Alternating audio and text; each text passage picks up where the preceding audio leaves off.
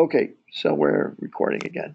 So I'm going to start with I'm going to start our examples, our exercises with a particular data set.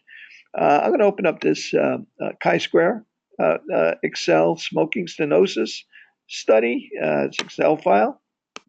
Okay, and that's let's say it's a made-up study examining people who are experiencing heart failure, and in this particular population, we examined whether or not their smoking status was associated with stenosis. Stenosis is hardening or clogging of the arteries. We have a population. We took a random sample of, it's actually, let's see, 215 people.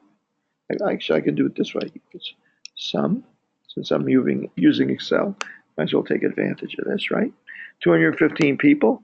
Took a random sample of 215 people, and we found that 94 of them, these are heart failure patients, 94 of them were smokers, 121 of them were non-smokers, and we examined whether or not they were experiencing stenosis. We had I guess, an angiogram or some other test performed. We found that out of the 94 smokers that were experiencing heart failure, 54 of them were smokers. Out of 121 that were not smokers, 44 of them were experiencing stenosis. So we want to examine this, and our null hypothesis here is going to be that there's no association between smoking status and stenosis. That's our null hypothesis. As Levi mentioned, the null hypothesis that we examine when we look at odds ratio relative risk is a little bit different than when we use chi-square. In this case, we're looking for an association between the two. When we're looking at odds ratio, our null hypothesis is that the odds ratio is equal to 1, or the relative risk is equal to 1. And our alternative hypothesis is that the relative risk is not equal to 1, or the odds ratio is not equal to 1. So a little bit different way of phrasing them, a little bit different way of looking at them. Okay, so if we were trying to determine whether or not we could reject our null hypothesis, is the difference between the rate at which we see stenosis big enough from the difference that we see stenosis among smokers versus non-smokers, for us to say that there is an association, that if you're a smoker, you're at increased risk of stenosis. So let's take a look at that. Let's examine that. We have a total of 98 people who experienced stenosis in this sample, and we have a total of 117 people who did not experience stenosis. Okay, so now our prevalence for stenosis in this particular population, right? Our prevalence is equal to 98 divided by 215. Okay, so our prevalence is about 46% of these people experience stenosis for the overall population.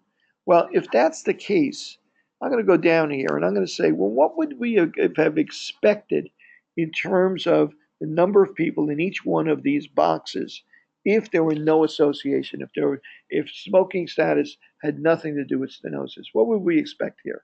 Well, we started with 94 people who were smokers and 121 who were not smokers.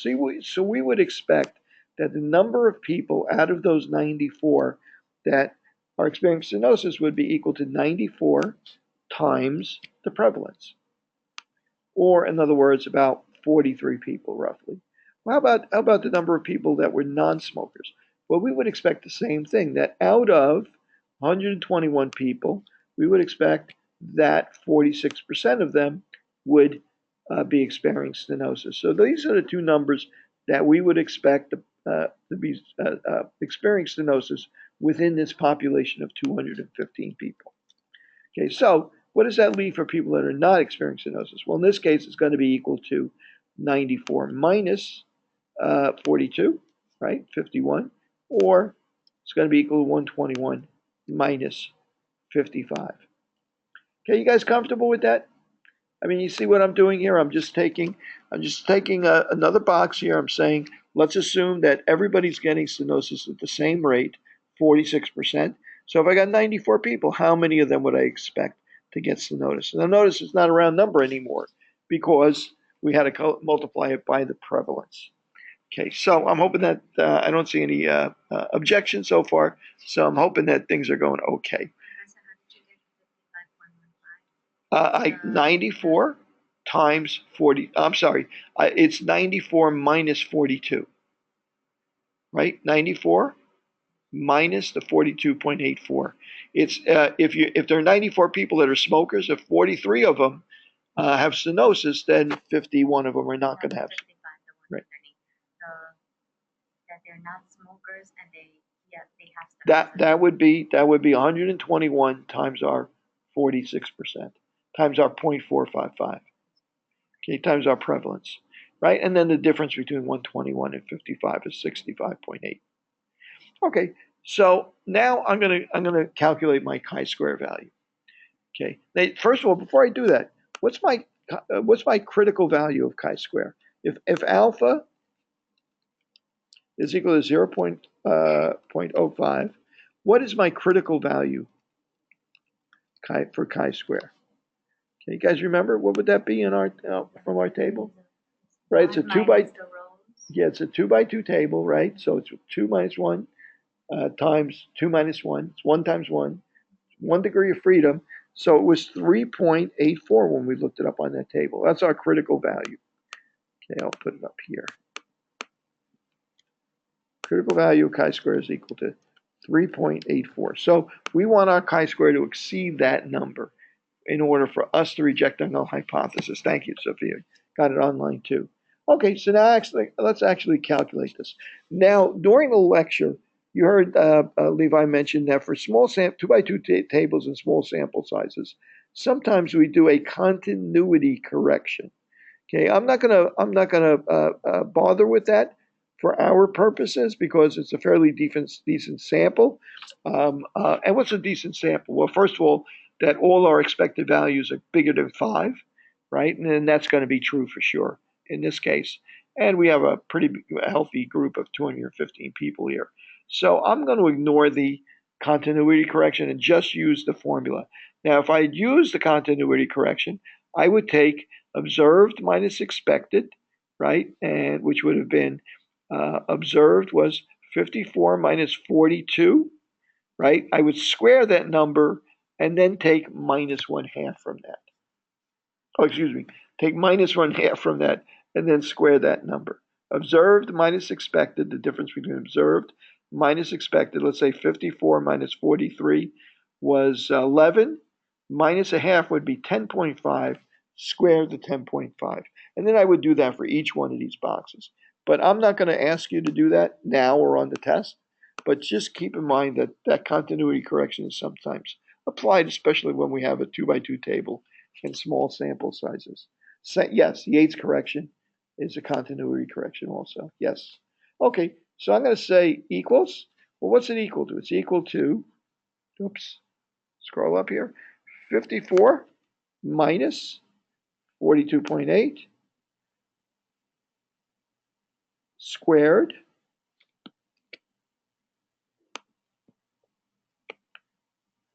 times itself. Actually, I'm going to use, where's the up caret here? If I can find it, squared divided by my expected value, 42. And I'm going to enter, and it comes out to be a number of 2.9. So now I'm going to do the next cell. Equals my observed value, which is 44, minus my expected value, 55. And I'm going to square that difference. Okay, square that difference and divide by my expected value, 55. Okay, that comes out to be 2.55. Well, okay, next I'm going to go over to this table, to this side, and my observed values equals, parentheses, my observed value is 40 minus my expected value, squared divided by my expected value. And what do I get there? I get 2.43. Okay. And again, finally, my observed value, which is 77, minus my expected value, which is 65,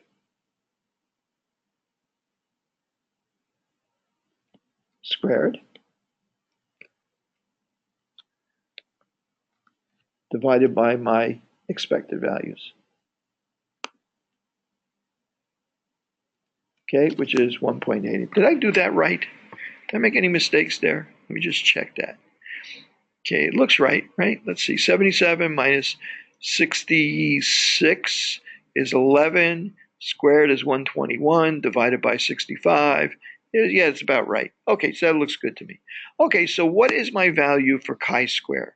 My value for chi-square is the sum of all these values, is equal to this cell plus this cell plus this cell plus this cell.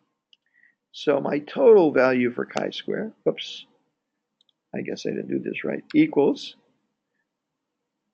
this cell plus this cell plus this cell plus, oh, I'm not hitting, I'm hitting the wrong key here. Let me try that again. You can't see there, but I was hitting the wrong key here. This cell is equal to this cell plus this cell plus this, oops, this cell plus this cell, add all those cells together, and my chi-square value is 9.48. And for 1 degree of freedom, my critical value is 3.84. So can I reject my null hypothesis? And the answer is, of course, going to be yes. Since I exceeded my critical value, I can reject my null hypothesis. Let's take a look at this from another perspective. Let's look at it from the perspective of the relative risk and the odds ratio. Okay, so let's start with relative risk. Let's look at the risk here. So the risk here is, okay, and my risk is going to be equal to, I'm going to kind of mess this up a bit now because I'm going to use this cell here for something else. Okay, I'm going to put risk here. Okay, so my risk here of stenosis, if I'm a smoker, is equal to 54 divided by 94. 54 out of 94 people that were smokers had stenosis. So my risk is 57%. So my risk for stenosis, if I'm a non-smoker, is 44 divided by 121. Remember, this is risk, right? So it's the number of people have it over the total number of people. So my relative risk,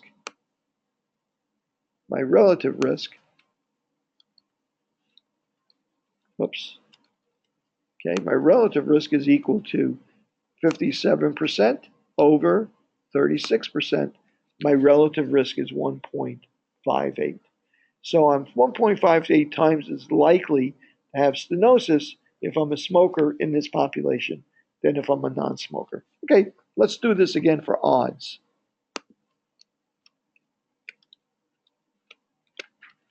Okay, let's figure out our odds now.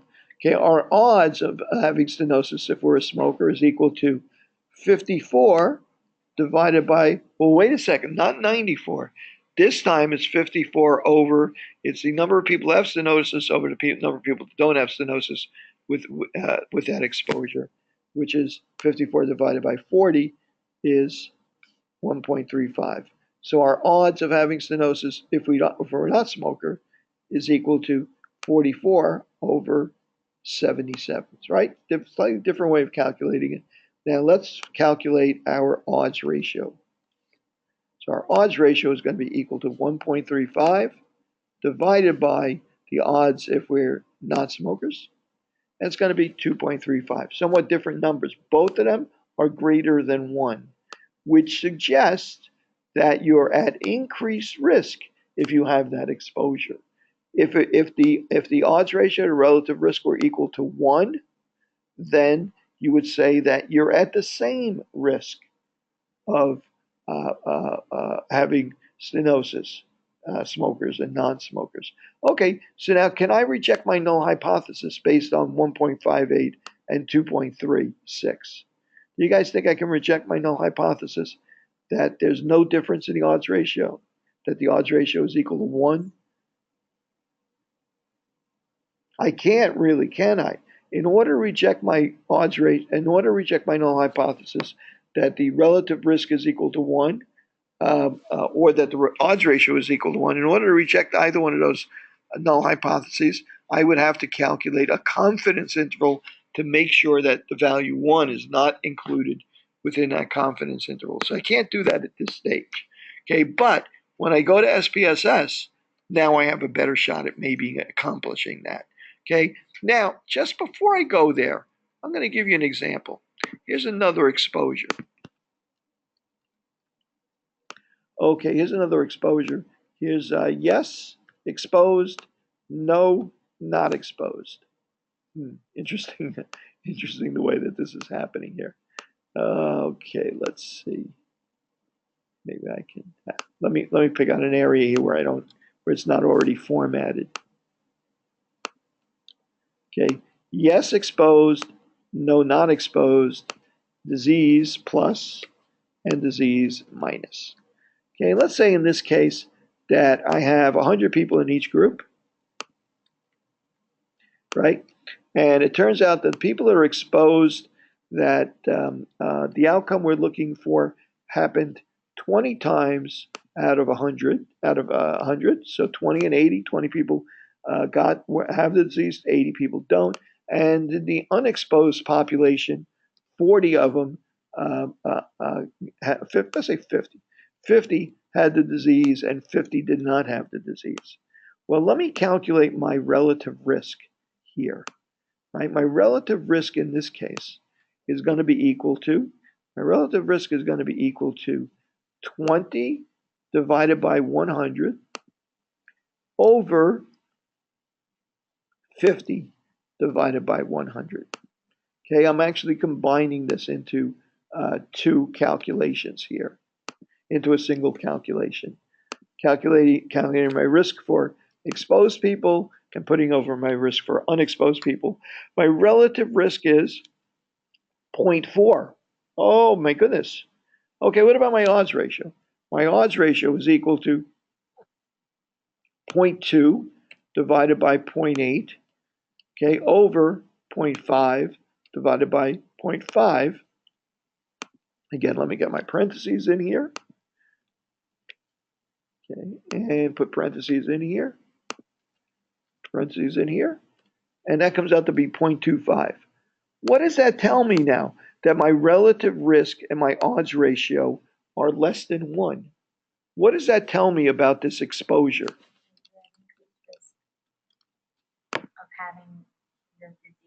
Oh, no. If we're 2, right, twice as likely. In this case, the persons with the exposure is less likely to have the disease, right? The rate is 0.4. Ask the question again. Sure. I'll redo this in 2 steps, just to make sure it's clear. Exactly right, April. It's protective. The exposure is protective. So let me do this again in 2 steps. So my relative risk is going to be equal to my risk for people that are exposed is equal to 20 over 100. So 20% of the people who are exposed get the disease. Well, how about the people that are not exposed? 50 out of 100 are not exposed, right? Wow, 50% of them get the disease if they're not exposed. So the relative risk is equal to 0.2 divided by 0.05, which is 0.4, which means that you're less likely to get the disease if you're exposed than if you're not exposed. Okay, so what does that mean? That means it's protective. Anybody got an idea what the exposure and what the disease might be? What do you think the exposure might be? Take a wild guess. You know, usually during the fall semester, this is a lot easier. For fall and winter, this is a lot easier to guess than it is now. How about the exposure is flu vaccine? right? In other words, the exposure is you got a flu vaccine or you didn't get a flu vaccine, and the outcome is whether or not you got the flu. Okay.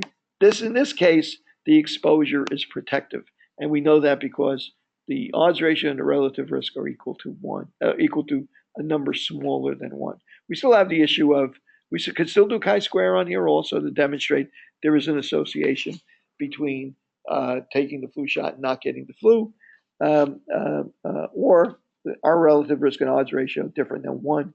We still would need to do our chi-square test and our compare it to our confidence intervals to reject the null hypothesis anyway. But we can have situations like that where the exposure actually turns out to be protective. Okay, and sometimes it can actually surprise you. So now I'm going to do this same example using SPSS. I open SPSS, and there's another file on Blackboard. I actually modified a little bit and uploaded it just a little while ago. The same file is available as an SPSS document. A little bit different though, because when you look at it, you'll see it's formatted the way we would expect to collect data when we're working with SPSS, and that is by case. We'd actually have every case documented of these 215 cases. So stenosis and smoking, is that the one I wanted? Yes. I got distracted there by the fact I went off on a tangent with the flu. So if I look at this, there are three variables. That's my variable view. This is my data view. Okay, and you see ones and twos for smoking and stenosis disease, which is stenosis, and 0 and 1 for gender. If I actually go up here to view and say value labels, it'll actually fill in what the values are. Right? It doesn't matter if you have that turned on or turned off. If I go to my variable view, I can see my three categories. They're all my three variables. They're all nominal variables categories, right? And I can see what the values represent. This one represents yes for disease, for smoking, yes or no. This one represents 1 or 2, yes or no for disease, stenosis in our case. And the last one is gender, 0 or 1 for male or female, and so on and so forth. Okay, so now, let's say now I want to analyze this, do exactly what I just did with Excel, and examine whether or not smoking is associated with this disease, with stenosis. So I'm going to go up here to analyze. I'm going to go, in this case, interestingly enough, I'm not comparing means, right? I'm going to go into descriptive statistics. And in descriptive statistics, I see that there is a selection for crosstabs. I can organize this into tables. So I'm going to start with that. So I'm going to open this up. I just want to check, make sure things are turned off here. Good. Okay, I'm happy with this. Okay, good. Just checking a few things. So this is the way the default would open up. In my rows, I would put my exposure. Smoking status, I'd move that into rows. That's my exposure, right? Whether a person is a smoker or not a smoker. And the presence of aortic stenosis is going to go into my columns. Okay, so I'm now going to ask SPSS, I'm going to click on cells. I'm going to ask SPSS to do one thing, to calculate the observed values, the actual people, the totals for people who would be in each one of these boxes. I'm going to click continue, and I'm going to click OK. Let's see what I come up with. Well, here we go. These are my observed values. Just like our table before, 5440, 215 people, total 98 people, so on and so forth, right? So I could create my observed values table from this rather disorganized mess of 121 individual subjects. This person was not a smoker, but they did get the disease and they're female, right? So you could actually figure out what each one of these stands for. You could actually turn the value labels on to be a little bit clearer. This person did smoke, did get the disease, was female. This person smoked, did get the disease, was male. This person didn't smoke, didn't get the disease, and so on and so forth. But it's the same data that we looked at that was summarized in that Excel table for us. And we use SPSS now to do this summary, to calculate this observed values table. Well, the next thing we did was we calculated expected values. Let's get SPSS to do that. Analyze, descriptive statistics back to crosstabs. When I go into cells this time I'm going to click off expected values also. So I'm going to click continue, and then I'm going to click OK. Okay, and let's see what I get this time. Well, this time, it didn't create a second table, but what it did was it took a single table and in each cell gave us the observed value and the expected value together. Observed value, expected value, observed value, expected value, observed value, and expected value. Okay, I can tell this is the expected count because it's fractional. Actually rounds it off to a single decimal place. There's actually a spot there where we could turn that on or turn that off. But so there's a combination table for us, which is now our observed values and our expected values. I'm going to go back and do it something a little bit different now. I'm going to go to Analyze, Descriptive Statistics, Crosstabs, and this time I'm going to say, just show me my expected values, but this time show me my percentages by rows. Okay, let's see what that table does for us now. Okay, let's look at this table. Interesting. This table now this table tells us that the percentage of people who smoked that had stenosis was 54%, right? The percentage of people who didn't smoke that had stenosis was 36%. What's that percentage? That's 54 over 94. What's this percentage? It's 44 over 121. So if I take my 57% and divide it by 36%, that's my relative risk. Okay. My odds ratio, not so obvious. I'd still have to do 54 over 40, 44 over 7 divided by 44 over 77 to get my odds ratio. But I'm one step away from that. Okay, let's go back to our analyze, descriptive statistics, crosstabs. This time I'm going to get really creative and I'm going to go into cells. Oh, give me this whole thing. Give me expected values. Give me percentages by rows and so on and so forth. And I'm going to say continue. And then I'm going to go into statistics. I'm going to ask SPSS to calculate the chi-square value for me. I'm going to say continue. And then I'm going to say okay. SPSS does a calculation of, recreates our table again, this time with all the stuff that we calculated before, our observed values, our expected values, and our percentages by rows. But this time it actually calculates the chi-square value from a number of different perspectives. First, Pearson's chi-square, the calculation that we did, which came out to be 9.48. Should I go back there and take a look? Should I be that bold to see if we got the same answer? What did we calculate it as? Oh, I lost it because I monkeyed with the relative risk. Let me see, I think I was in that column there. Equals 98, well, the prevalence, I monkeyed with the prevalence there. 9.4 is what I calculated before, right? Now, okay, I'm not going to bother to try and recreate that because I had somebody here actually wrote it down for me, right? So we got exactly the right answer before, right? Now, interestingly enough, thank you, April. I got somebody else online too. Interestingly enough, we got the same answer for Pearson's chi-square. It also calculated the same value for degrees of freedom. Notice it checked to see if there were any expected value cells that had a count less than 5. And of course, none of them did. They were all numbers that were much bigger than that. Otherwise, it might have asked us to do a different test, like the exact test, or Fisher's exact test, and so on. Okay, so now let's take a look at this. Our p-value, the probability of being wrong if we reject our null hypothesis, is going to be, well, here it is. It's right under here under asymptotic significance. It's 0.002. It says two-sided. We know that this is a one-sided test.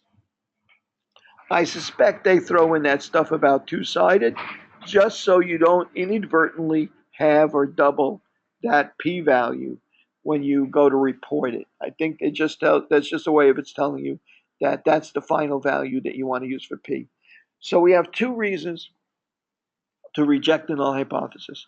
Our chi-square value is greater than our critical value of chi-square for that number of degrees of freedom, and our p-value that's based upon is less than 0.05.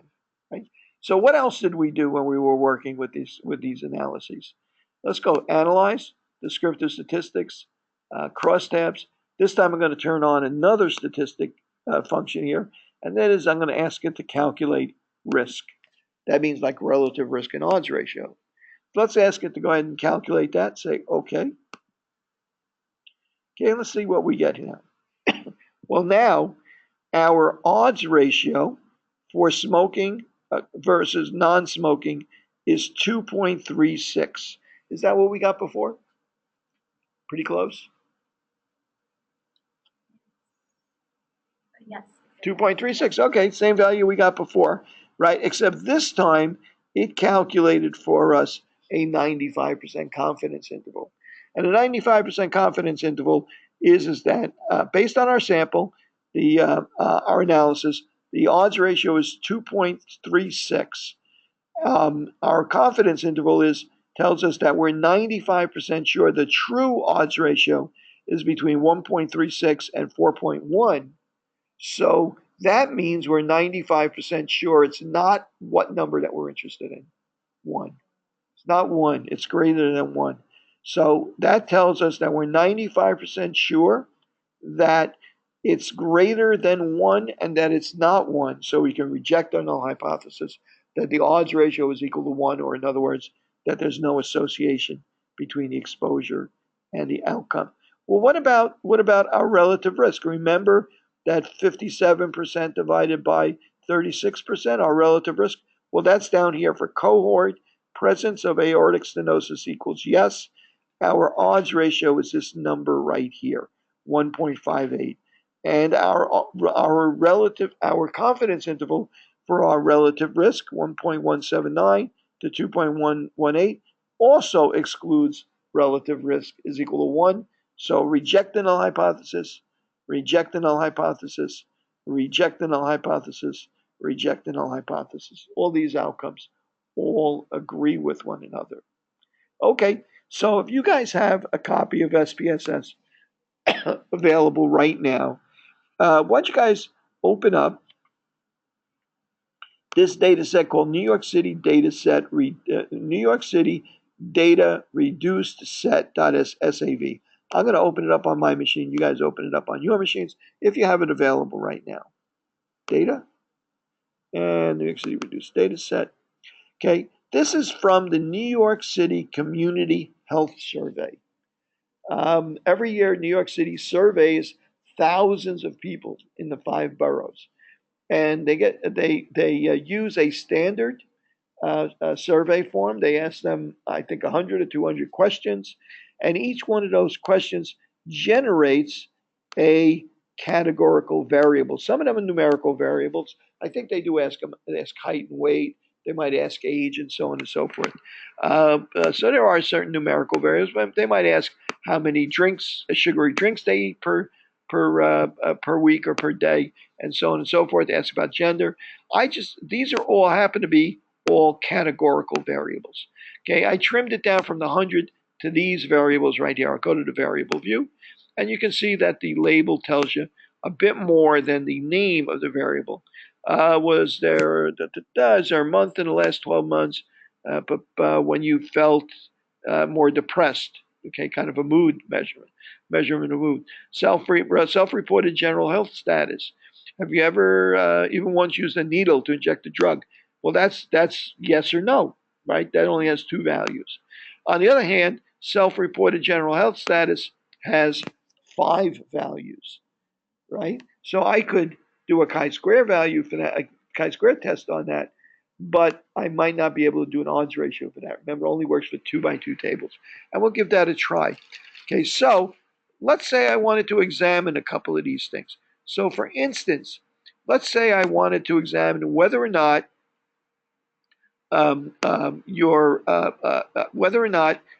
you used injected drugs, if you were an IV drug user, whether or not.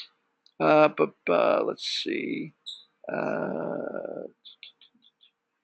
whether or not you received a flu shot in the last 12 months. Okay, let's see if IV drug users are more likely to receive flu shots in the past 12 months. So I'm going to go up here to Analyze, Descriptive Statistics, Crosstabs. Okay, I'm going to move the exposure in here, which was, let's see, okay, using IV drugs. And the outcome outcome is whether or not you received the flu shot or not. Okay, so I'm going to go into cells here, and I'm going to tell it, give me the observed values, give me the percentages by rows. I'm going to go into statistics, give me the chi-square value, give me the risk. Okay, and I'm going to say okay. Let's see what I get. Okay, so let's see what I get. I get, let's see, yes, I've used drugs. So there were 18 people in this study that used drugs. Very small sample size here, right? Even though there's 19, there are a lot of people that are in this survey, the number that are in this particular cell is pretty small. Now, if it's less than 5 for our expected values, that could be a problem. So I really should do this again.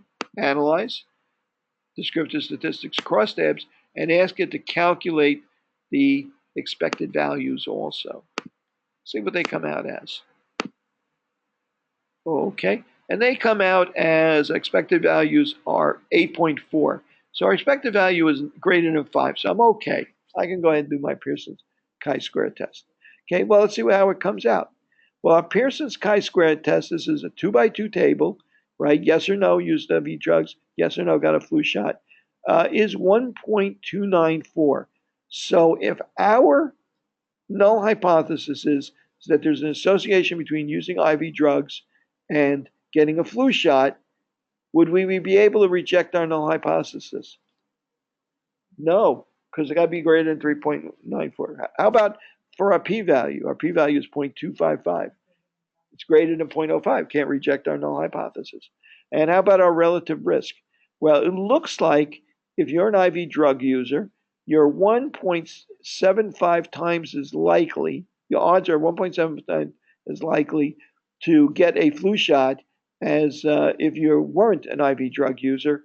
However, look at our confidence interval, 0.65 to 4.7. Can I say it's different than that the two risks are not equal? Two odds are not equal for drug users and non-drug users. I can't because one is contained within that range, right? So I can't reject my null hypothesis. My relative risk is 1.25. 1.25 times is likely to get a flu shot. But again, it's not enough of a difference for us to reject our null hypothesis. Let me try another test. Analyze this, and you guys can play around with this data. You have this data, and you have lots more. I'll show you in a second. Let me analyze descriptive statistics and crosstabs. I do want to show you one other thing. Let's say I wanted to know whether there's a difference in association between using IV drugs and self-reported health status. Self-reported general health status. Remember, I'm going to put that into columns now. Now, keep in mind, hey, good night. Keep in mind that in this case, right, I'm going to have a 2x5 table, right? So I can go ahead and I can calculate my chi-square. It'll do that, but let's see what happens when I try and get my odds ratio. Okay, here's my chi-square value is 3.25. I'm very close, but I can't reject my null hypothesis. It's not 3. Oh, I'm sorry. It's 4 degrees of freedom, so I would have to look up a different chi-square value. And in fact, I can see I don't even have to bother because my p-value is greater than 0.05. It's 0.5. It's pretty big, right? My chi-square value from that table would have to be pretty big. It'd have to be a lot more than 3.84. Probably maybe like 8 or 9 or something like that. And I'm well short of that.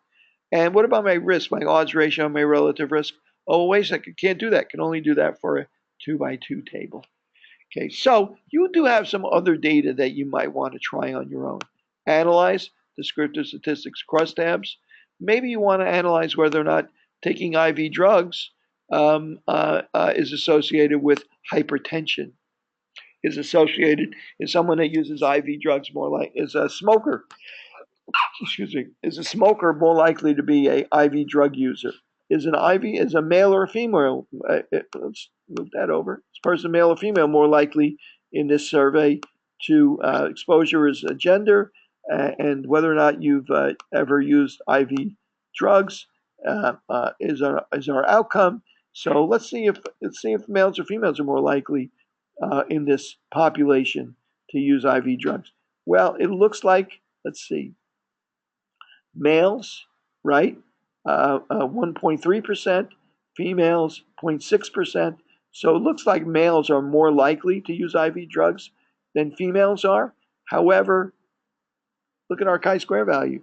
It's not big enough for us to reject the null hypothesis and alpha. And our confidence interval not wide enough. So you can examine these different categorical variables. So you can have some fun with this. Go ahead and take a look at it. Now, just so you know, the origin of this data is,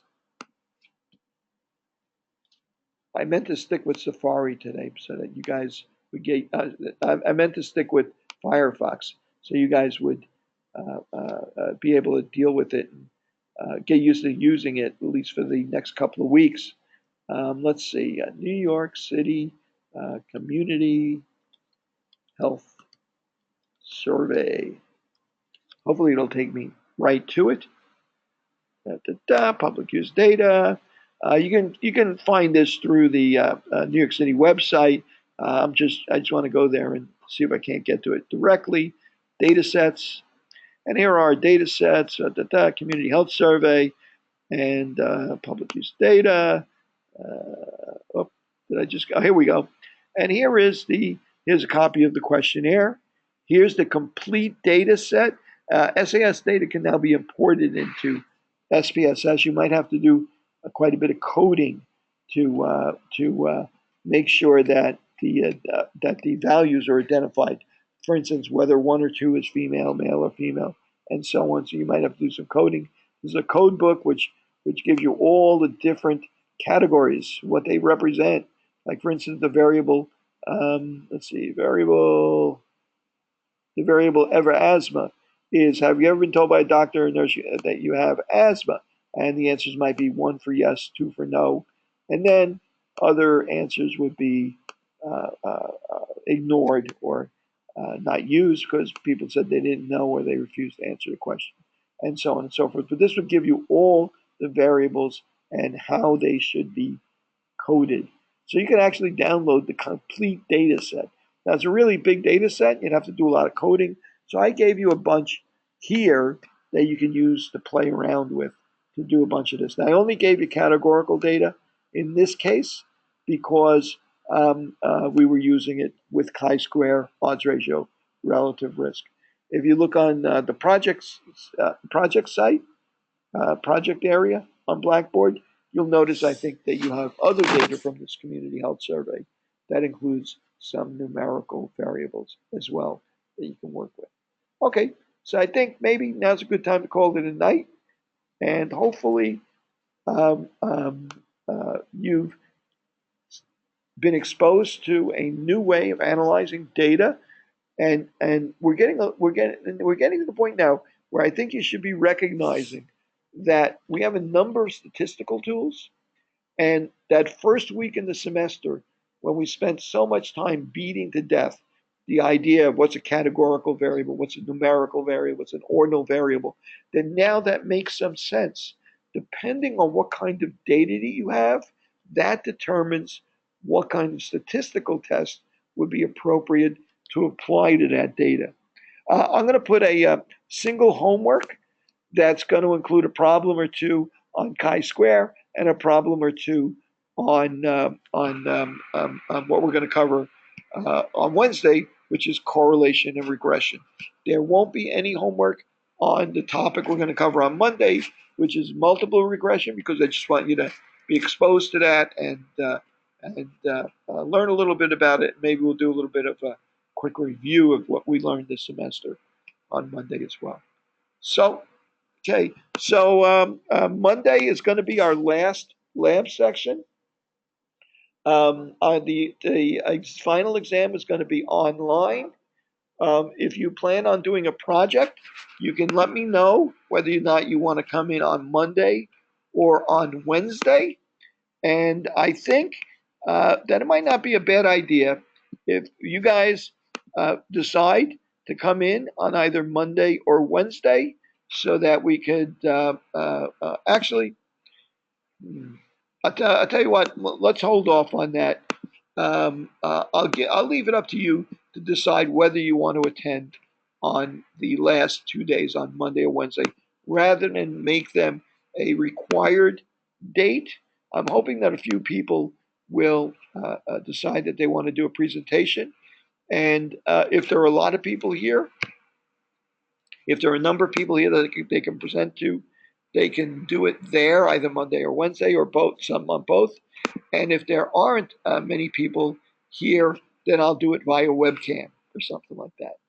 Okay. So Monday will be the last date that we're actually going to um, have a lecture session and a lab session. And Wednesday, the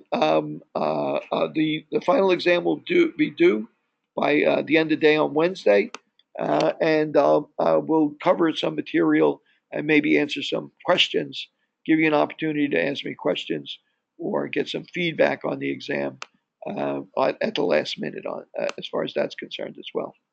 Okay, so let's call it a night, and we'll finish out the week, and next week we'll finish out the semester. Right? Been a long summer, right? Okay. Good night, guys. Good night. How'd you do?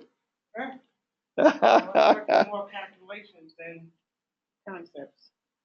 I kind of study them, but You know, that's what every. Oh, they were moaning. You should have seen it. There was moaning and groaning going on here. And you want to know something? They did great anyway. I'm just trying to I think you know it better. I think you know it better than you think you know it.